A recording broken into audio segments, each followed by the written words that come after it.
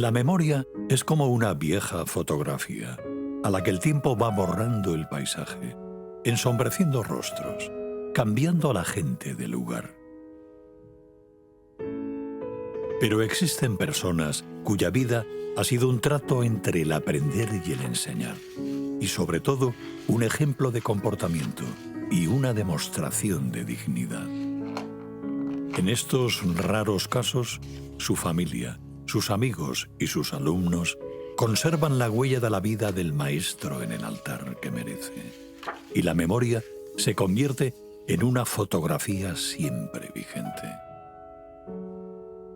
Vicente Sos Bainat, catedrático de Ciencias Naturales y geólogo con mayúsculas del siglo XX, escribió que la ciencia es una senda que hay que recorrer, no es un lugar para llegar y detenerse.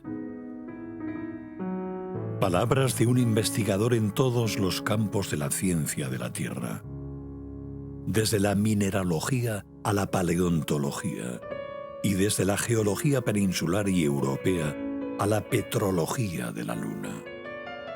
Vicente Sos Bainat nació en Castellón en 1895. Vivió 97 años. Y con su tarea desde estudiante a jubilado, dio prestigio a la investigación y a la docencia. Como tantos otros ilustres, sufrió la persecución de la dictadura franquista que le separó de una cátedra que no recuperaría hasta poco antes de su jubilación. Su expediente académico sufrió las llamadas normas de anulación y tachadura de 1939, y la depuración provocó que fuera desposeído de todos sus cargos al acabar la guerra, empezando una etapa de anonimato y desasosiego. Su difícil situación no se alivió hasta 1950, cuando se muda a Mérida. En ese tiempo comienza la andanza por Extremadura de Sos Bainat, cuyo legado va más allá de lo material. Se tradujo en entusiasmo y pasión por la geología de quienes le trataron o descubrieron. Vicente Sos Bainat en el lince con botas.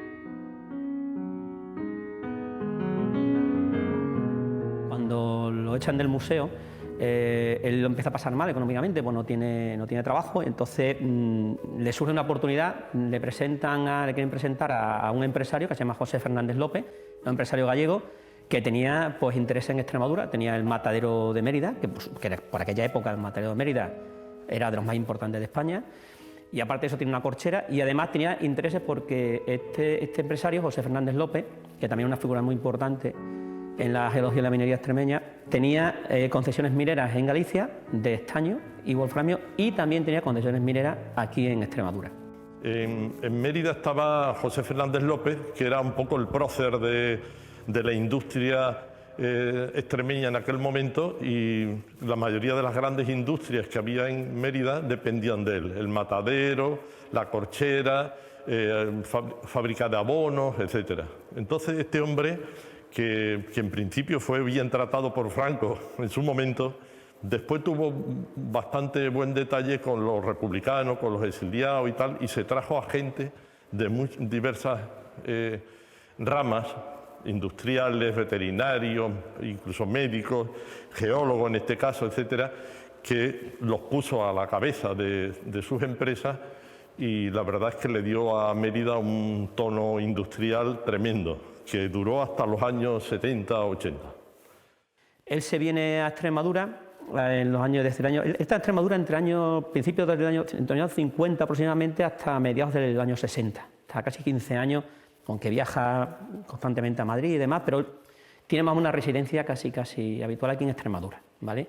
Empieza en Logrosán. Ten en cuenta que Vicente Sos Bainat era actualmente sí muchísimos geólogos, ¿no? Que era más sencillo, pero antiguamente no había tantos geólogos que investigasen, en Extremadura menos, ¿no? Y entonces pues le surge la oportunidad de poder trabajar un geólogo trabajando en Extremadura, una tierra que, a pesar de que sí había otros geólogos que habían estudiado anteriormente, pues para él era como un libro por descubrir.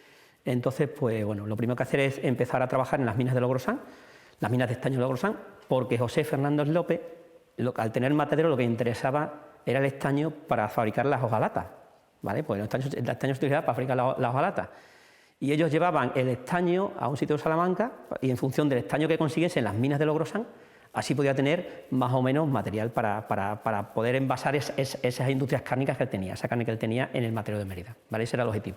Y se puso al frente de los yacimientos de estaño y wolframio. No olvidaros que en la Segunda Guerra Mundial se necesitó mucho wolframio para endurecer el acero de cara al armamento y tal, y José Fernández López dirigió un poco la investigación hacia esto y puso a la cabeza de esas investigaciones a Sosbaina. Se explotaba estaño y wolframio. ¿Dónde se radicó él? Dejó Mérida y se fue a Logrosán. El Logrosán es un poco el centro del estaño y el Cerro San Cristóbal y otros yacimientos que había cerca sirvieron para darle un impulso a este elemento, ¿no? Él, aparte de hacer su trabajo como geólogo de la empresa de José Fernández López, que fundamentalmente era investigar ese estaño, él hace, a la misma vez que hace eso, él hace también una labor de prospección y de investigación, todo lo que las villuercas, él investiga incluso los cursos de los ríos, una serie de amplía los conocimientos geológicos de la región, muy extendiendo muchísimo lo que era el interés económico, por supuesto. Lo bueno es que José Fernández López pues, se lo permitía, que eso también es importante. Muchas veces tienes que tener una persona detrás que te respalde, una especie de mecenas que te respalde y te ayude a llevar a cabo ese trabajo, ¿no? Que también José Fernández López también merece un reconocimiento en ese sentido.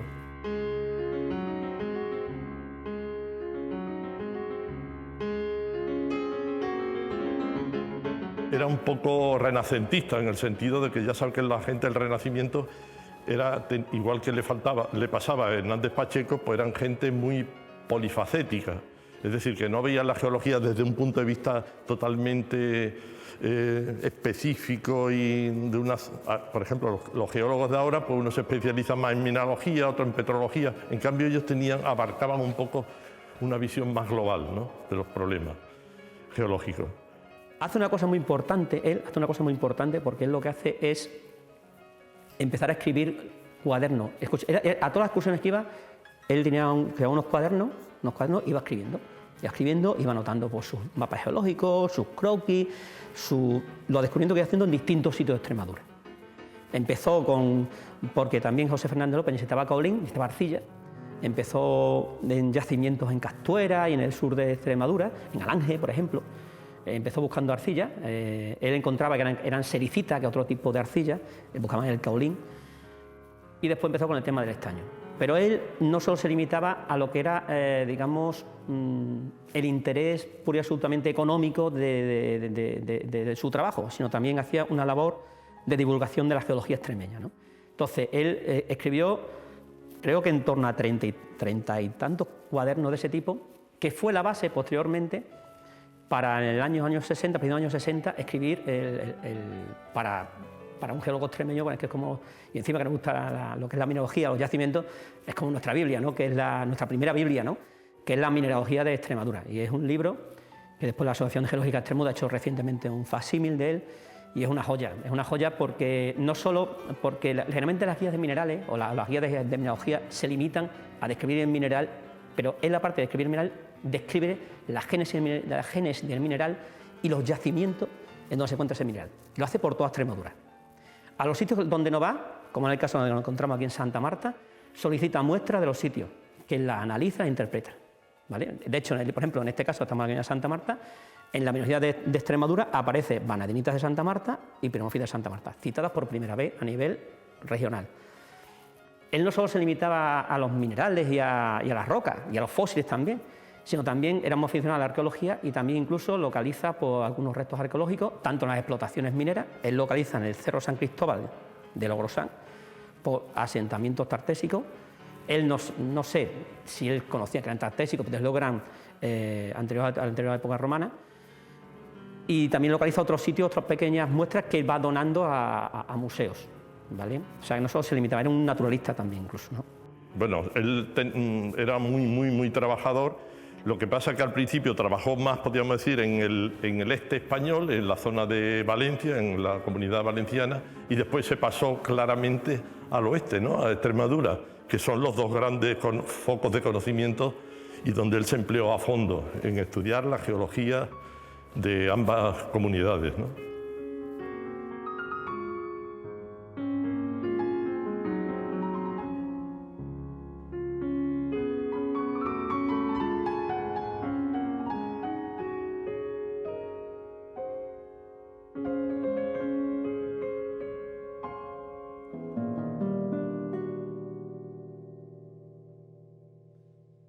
En 1909, Vicente Sos Bainat se retrata junto a un compañero de instituto, Eduardo Ranch Fuster. 50 años después, ambos amigos, convertidos respectivamente en eminentes geólogo y musicólogo, se fotografían de nuevo en idéntica pose. No son trozos de papel revelado, sino la muestra de una lealtad al saber y al no olvidar. Si el correr de un hilo de agua por el cristal de una ventana entretiene a un hombre imaginativo durante una larga hora, el tesoro de minerales y rocas que el investigador encontraba en su destino habría de entretenerle durante décadas, y más con su carácter meticuloso.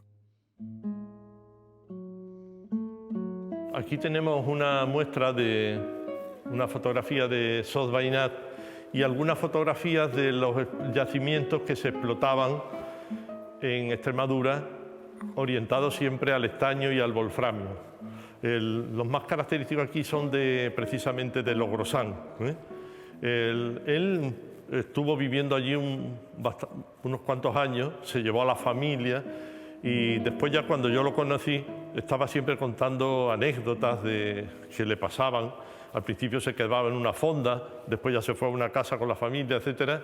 Y la verdad es que era un hombre con unas cualidades tremendas. Era, por una parte, tenía una memoria prodigiosa, se acordaba de todos los detalles de su trabajo y de sus explotaciones y tal, con algunas anécdotas de las que le pasaban, sobre todo cuando estuvo en la fonda. Y después ya pues se vino a Mérida y ya estuvo, podemos decir, más tranquilo, ¿no? Pero la época de Logrosán él la recordaba como de las mejores de todas. Sos Bainat era una persona muy humana y muy cercana. Era un geólogo, a pesar de que era académico en el sentido científico de la palabra, pero también era muy humano, muy cercano, le gustaba mucho el campo. Era un geólogo, nosotros que somos geólogos, muchas veces los geólogos que somos de campo, pues nos gusta mucho más el campo, pero él tenía las dos facetas, campo y también laboratorio. Bueno, él se metía en las galerías mineras con los mineros lo creían y lo respetaban un montón, porque él se metía y no solo se limitaba simplemente a decir, pues continúa la explotación en este sentido porque Filón continúa para allá, sino también se preocupaba de los posibles derrumbes, de las condiciones de los mineros, etc. Una persona bastante humana y muy querida en Logrosán y en toda Extremadura. Pues yo cuando he leído un poco la biografía de él, del libro de su hijo, cuando la leí, recuerdo eso, ¿no? Que él lo dice con las vivencias que tenía cuando era niño, cómo veía, sobre todo las caras de los mineros, que para mí los mineros es una profesión de las más sacrificadas, pero de las más nobles que existen, en ese sentido, sobre todo los mineros, y cuando un minero te respeta es porque realmente no merece ese respeto, ¿no? Y entonces él, el niño, Alejandro Sos, veía, a través de los ojos de su infancia, veía a los padres, veía cómo admiraban los mineros a su padre, lo admiraban, lo respetaban, lo querían, y eso, cuando alguien así es que aparte su labor excede completamente humana, excede su labor, lo que es didáctica o científica. Algo también muy importante que hizo, porque él lo que hacía, él aparte le gustaban mucho los minerales, o entiendo yo que le gustaban los minerales, porque por donde iba pasando iba cogiendo los minerales, rocas o fósiles, que él lo que hacía era, y es lo que a mí más me sorprende o admiro de él, es su nivel de catalogación. Es algo que se nota que era, como digo yo, que de la antigua escuela, ¿no? Él cogía y él anotaba, cogía una cajita, cogía la muestra, anotaba la fecha, si se había dado a alguien, si había donado algo, si se había donado, el nombre del mineral, dónde aparecía, en fin, anotaba un montón de cosas. Y eso, si habéis mirado, por ejemplo, habéis mirado en las cajoneras, Y a lo mejor habéis visto, hay unas cajas y tiene unas fichitas que son absolutamente maravillosas, ¿no?, de ver, ¿no? Y es una cosa que es importante. Bueno, pues con el laboratorio que monta, pues ellos en el matadero, a raíz de las explotaciones mineras, José Fernández López y él lo que hacen es montar un laboratorio de geología. Imaginaros un laboratorio de geología en los años 50 en Mérida, algo casi inaudito, ¿no? Pues monta un laboratorio de geología allí en Mérida. Entonces ellos, primero el laboratorio era pequeñito, va aumentando. Él tenía pues, su microscopio óptico, tenía un montón de utensilios suyos personales, y aparte de eso pues, va haciendo la colección cada vez más completa. Y llega a tener una colección de en torno a unas 10.000 piezas, entre minerales, rocas, fósiles de toda Extremadura y de otras partes, sobre todo de Galicia, porque como también tenía intereses José Fernández López en Galicia, pues también hacía visitas a Galicia, de otras partes de España, pero principalmente de Extremadura. La creación del Museo de Geología y Mineralogía en Mérida afianzó el idilio del profesor con la región extremeña. El fervor inicial por hacer arraigar en el territorio la pasión por la geología despertó vocaciones y abrió un tránsito que lamentablemente acabaría varias décadas después en un desafecto del municipio muy propio a la ignorancia. El tránsito de la colección de Sos Bainat por la actual capital autonómica se cuenta a continuación. Hace apenas un lustro y antes de fallecer, el hijo y biógrafo del catedrático, Alejandro, llegó a lamentar en nombre de su familia el estado de la colección legada y su escaso cuidado, a pesar del esfuerzo de muchos. Lo que pasa es que él, como era tan trabajador, tan organizado y le gustaba tanto el campo, él aprovechó las explotaciones de estos yacimientos para además estudiar la geología de Extremadura. Y no solo eso, sino que además cogía, podríamos decir, muestras por todos lados. Él iba al campo y volvía siempre cargado de minerales, de rocas, de fósiles, de todo lo que hubiera. Entonces era un gran estudioso y después no solo los cogía, sino que los organizaba, tal, y empezó a montar un pequeño museo justo donde ahora vive el presidente de la Junta, que es Fernández Vara. En el sótano había un museo y él pues, tenía todo perfectamente allí organizado. Después se trasladó a la Casa de la Cultura, en un sitio excesivamente pequeño y tal, y la verdad es que costaba trabajo incluso entrar allí. Allí fue donde yo lo conocí por primera vez. Yo no vivía en Mérida y entonces pues cuando venía por aquí me dio un poco de lástima de cómo estaba aquello y le planteé al alcalde, que en aquel momento era Antonio Vélez, pues buscarle un acomodo diferente. Ya ellos estaban pensando en buscarle un sitio y se decidió que un sitio digno podía ser el Costurero. El Costurero era el costurero del antiguo manicomio que había en Mérida, que estaba en el centro de la ciudad. Después pusieron al lado la Politécnica, ahora está la policía, es decir, ha cambiado toda aquella zona mucho y hicieron unas obras para restituir el edificio y tal, y quedó bastante digno. Fue en ese momento cuando se trasladó todo desde esa Casa de la Cultura al Costurero, y fue cuando yo conocí a Sos Bainat. Sos Bainat tenía ya 90 años prácticamente cuando yo lo conocí, pero no os podéis imaginar la energía que tenía.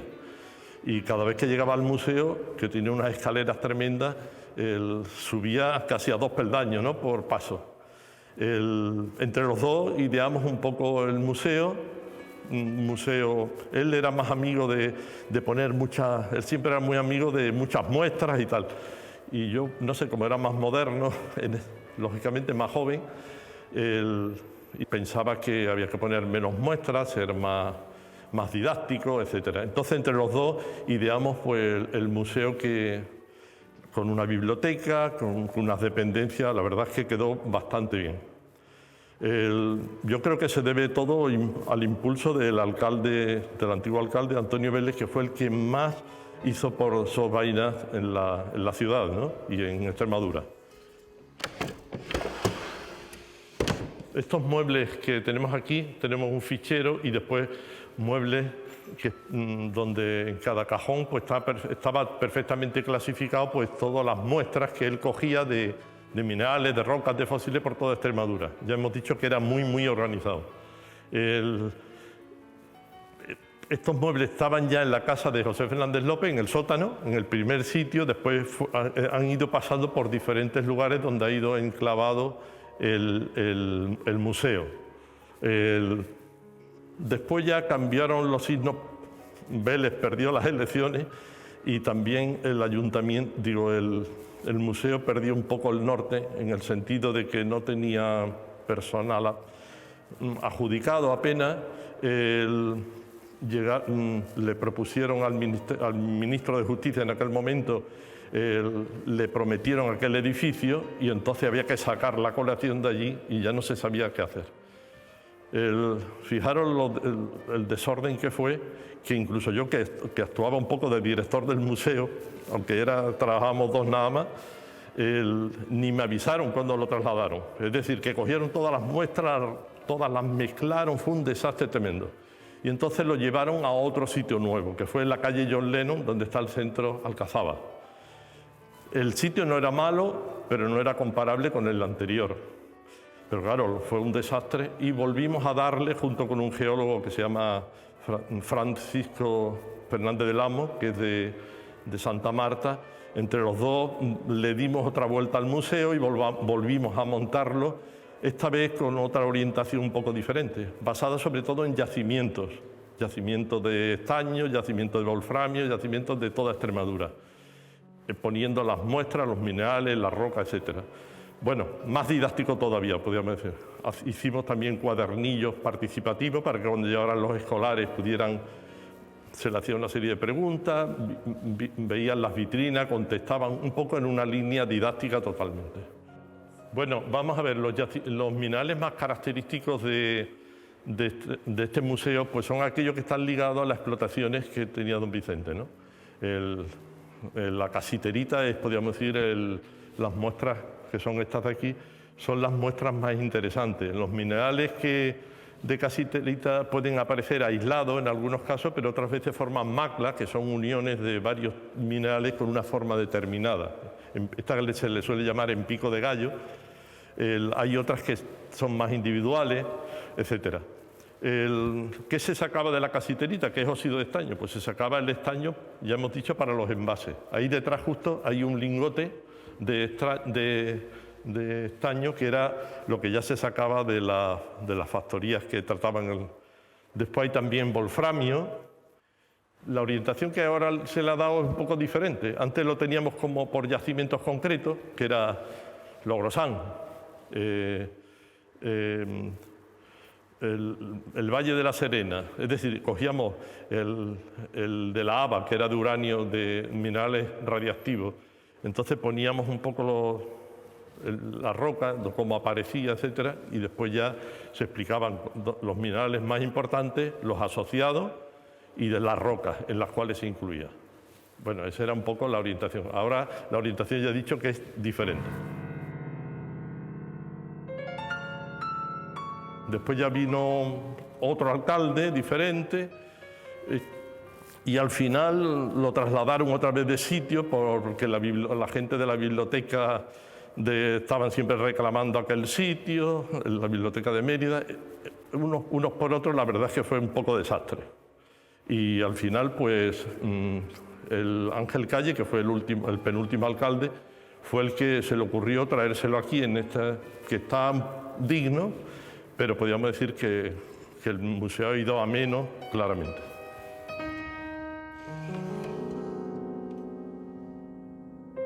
El profesor Sos, en cualquier caso, no se sentiría agraviado.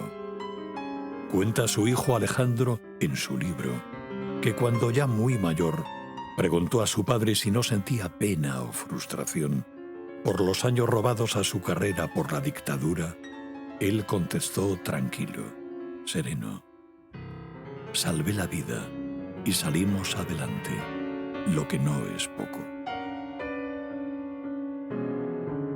Su hijo era un gran investigador, era neurólogo. trabajaba en Estados Unidos y en la última época pues vino mucho por Extremadura y tal, y se dedicó a publicar, a recopilar material para elaborar este libro. Es un pequeño homenaje a su padre, y la verdad es que tanto la hija como que vive aún en Madrid, como él, que ya falleció, pues siempre han tenido una gran adoración por su padre, lógicamente, y esta era una forma de reconocerlo.